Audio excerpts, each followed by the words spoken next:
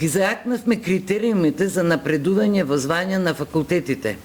Секој кој ќе аплицира за избор во звање, доцент, вонреден или редовен професор, од сега ќе има обврска до изборот да изработи и објави најмалку 6 до 7 трудови, од кои 3 до 4 треба да бидат објавени во списание со импакт фактор, односно фактор на влијание од базите Web of Science или Scopus. Ова 6 до 7 или 3 и 4 соодветно на звањето. Зошто е ова важно?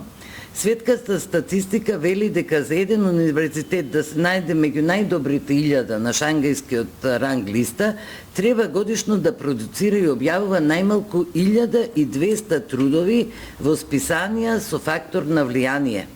Нашите најдобри универзитети годишно објавуваат 300 до 500 такви трудови. Тоа мора да се промени.